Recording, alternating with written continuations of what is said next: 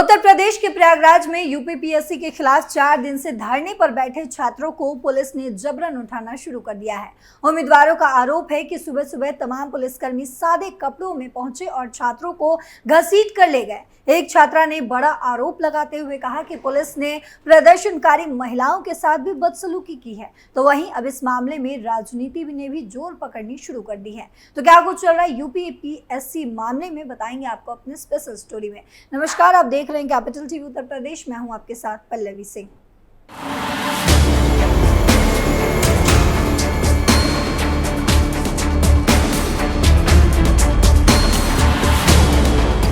उत्तर प्रदेश के लोक सेवा आयोग के पीसीएस3 और आरओआरओ के परीक्षा 2 दिन में संपन्न कराने के निर्णय के विरोध में छात्रों का धरना प्रदर्शन गुरुवार को तीसरे दिन भी जारी रहा और अब भी जारी है। लोक सेवा आयोग के सामने चल रहे इस प्रदर्शन में पिछले 3 दिनों के मुकाबले आज छात्रों का संख्या कम है।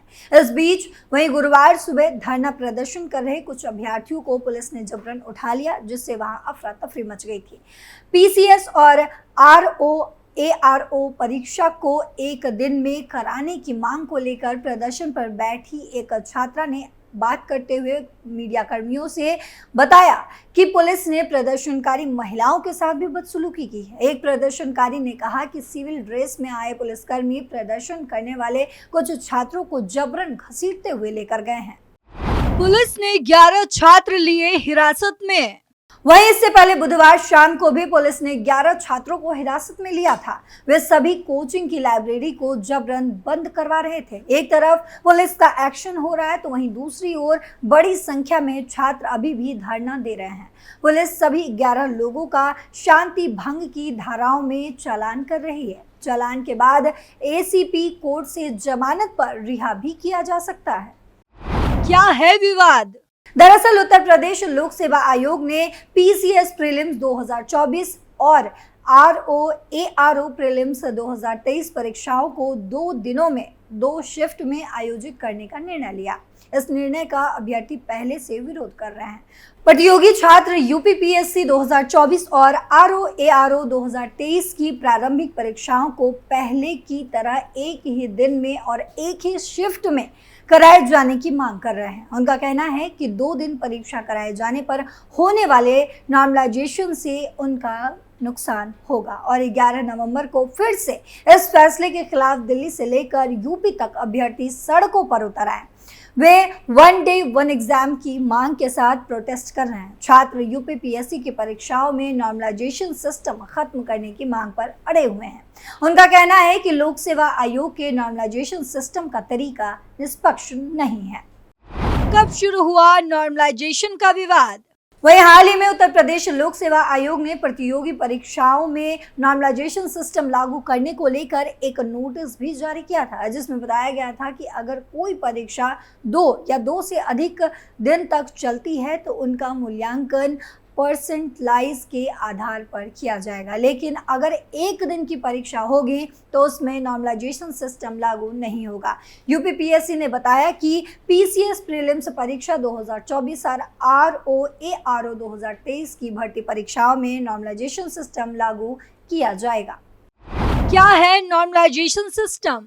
किसी परीक्षा में पेपर कितना कठिन है, इसके हिसाब से अंक निर्धारित करने को नॉर्मलाइजेशन सिस्टम कहा जाता है। इस सिस्टम के माध्यम से परीक्षा में मिले अंकों के आधार पर कैंडिडेट्स का प्रतिशत स्कोर निकाला जाता है। परीक्षा के हर पेपर के लेवल में थोड़ा बहुत अंतर हो सकता है। इसी अंतर को खत्म करने के लिए यह सिस्टम लागू किया जाता है।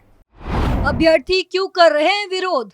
प्रतियोगी परीक्षाओं की तैयारी कर रहे छात्रों का कहना है कि पीसीएस परीक्षाओं में अक्सर ऐसा होता है कि गलत प्रश्न भी पूछ लिए जाते हैं। ऐसे में पहले शिफ्ट की तुलना में दूसरी शिफ्ट में पूछे गए प्रश्न अधिक गलत हो गए तो कैंडिडेट्स को कैसे पता चलेगा कि उन्हें कितने अंक मिले हैं, क्योंकि परसेंटाइल को किसी शिफ्ट में शामिल हुए छात्रों की संख्या के आधार पर निर्भर करेगा।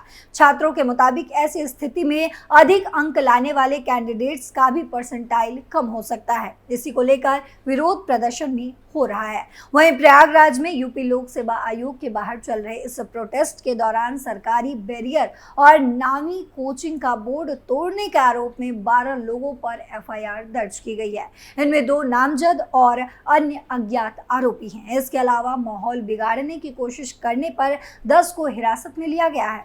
देर तक उनसे पूछताछ भी की जा रही है। फिलहाल छात्रों का धरना प्रदर्शन जारी है। इस बीच प्रयागराज पुलिस कमिश्नरेट की सिविल लाइंस थाने में यूपी लोक सेवा आयोग के बाहर चल रहे विरोध प्रदर्शन के दौरान एक नामी प्राइवेट कोचिंग की होर्डिंग पोल पर चढ़कर फाड़ने के आरोप में 2 नामजद और 10 अज्ञात लोगों के खिलाफ बीएनएस की अलग अलग धाराओं में मुकदमा दर्ज किया गया है। वहीं खुद सिविल लाइंस थाने के एएसआई कृष्णा मुरारी ने मुकदमा दर्ज कराया है। वहीं आयोग का कहना है कि हमारे पास इतने केंद्र यानी कि सेंटर उपलब्ध नहीं है जिसमें एक साथ 6 लाख अभ्यर्थियों का पेपर करवा सके। सरकार और आयोग की मंशा छात्र हितों को संरक्षित करना और मेरिट के आधार पर चयन सुनिश्चित करना है। चयन प्रक्रिया पूरी तरह से पारदर्शी और स्टूडेंट्स हितों को ध्यान में रखते हुए निर्धारित की गई है, जबकि छात्रों का तर्क है कि इससे पहले आयोग इससे ज्यादा छात्रों की परीक्षाएं करवाता आया है। अखिलेश ने बोला हमला। प्रयागराज में छात्रों के आंदोलन पर हमला करते हुए सपा अध्यक्ष अखिलेश यादव ने कहा है कि जब भाजपा की सरकार जाएगी तभी नौकरी आएगी। उन्होंने कहा कि यूपी की अहंकार से भरी भाजपा सरकार लाख कोशिशों के बाद भी आखिर में इलाहाबाद के जो झाड़ू आंदोलनकारी युवक युवतियों के सामने हारेगी। सरकार दिखावा ये करेगी कि सब गलती यूपी लोक सेवा आयोग के अधिकारियों की है। देश प्रदेश चलाने के लिए जो प्रतिभावान युवा आईएएस, पीसीएस या फिर अन्य प्रतियोगी परीक्षाओं में अभ्यर्थी बनते हैं, उनमें इतनी अधिक समझ होती है कि वो ये बात आसानी से समझ सके कि इस खेल के पीछे असल में कौन है। सपा अध्यक्ष ने कहा है कि भाजपा के चेहरे से एक के बाद एक मुखौटे उतर रहे हैं। अखिलेश यादव ने कहा कि भाजपा का नौकरी विरोधी चेहरा अभ्यर्थियों के सामने बेनकाब होता जा रहा है। अच्छा हो कि भाजपा नाटक करना छोड़ दे, भाजपा युवाओं के भविष्य को अपने भ्रष्टाचार से दूर रखे। सपा अध्यक्ष ने कहा कि जब भाजपा जाएगी तब नौकरी आएगी। अखिलेश यादव ने सोशल मीडिया एक्स पर लिखा है कि भाजपा की अहंकारी सरकार अगर ये सोच रही है कि वो इलाहाबाद में यूपीपीएससी के सामने से आंदोलनकारी अभ्यर्थियों को हटा देगी, युवाओं के अपने हक के लिए लड़े जा रहे लोकतांत्रिक आंदोलन को खत्म कर देगी, अखिलेश ने कहा कि ये उसकी महा भूल है। आंदोलन तन से नहीं मन से लड़े जाते हैं और अभी तक वो ताकत दुनिया में नहीं बनी जो मन को हिरासत में ले जा सके। साथ ही उन्होंने नारा दिया, जुड़ोगे तो जीतोगे।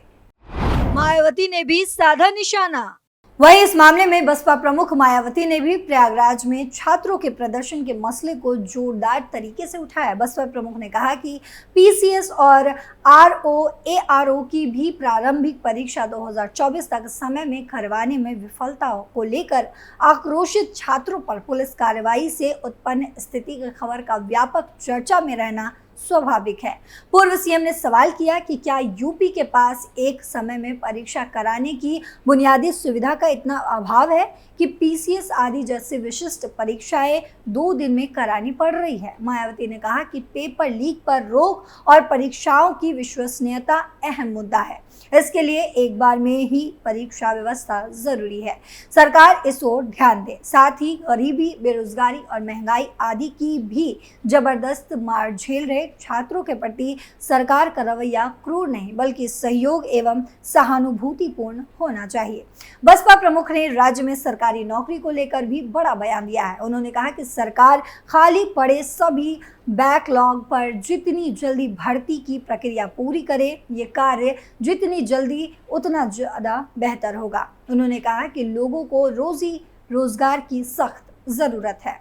भाजपा अध्यक्ष का भी आया बयान। वहीं छात्रों के विरोध प्रदर्शन के बीच भाजपा प्रदेश अध्यक्ष भूपेंद्र सिंह चौधरी का भी बयान सामने आया। उन्होंने विपक्ष पर निशाना साधते हुए कहा कि छात्र राजनीतिक एजेंडा का शिकार बने हैं। उन्होंने कहा कि बीजेपी एक संवेदनशील पार्टी है। उन्होंने छात्रों को धैर्य बनाए रखने को कहा है। वहीं छात्रों के प्रदर्शन को एबीवीपी ने भी समर्थन दिया है। वहीं जौनपुर के पूर्व सांसद धनंजय सिंह ने भी छात्रों के प्रदर्शन का समर्थन किया है। धनंजय सिंह ने कहा है कि प्रयागराज में प्रतियोगी छात्रों की ओर से हो रहे आंदोलन पर प्रदेश सरकार द्वारा एक कमेटी बनाकर उनकी बातों को गंभीरता से सुना जाना चाहिए। उन्होंने कहा कि उनकी मांगों पर विचार करते हुए आयोग की विश्वसनीयता और परीक्षा प्रणाली को पारदर्शी बनाए रखने के लिए बेहतर सुझावों का स्वागत करना चाहिए। फिलहाल यूपी स्पेशल में इतना ही। देश और दुनिया की तमाम खबरों के लिए देखते रहिए कैपिटल टीवी। नमस्कार।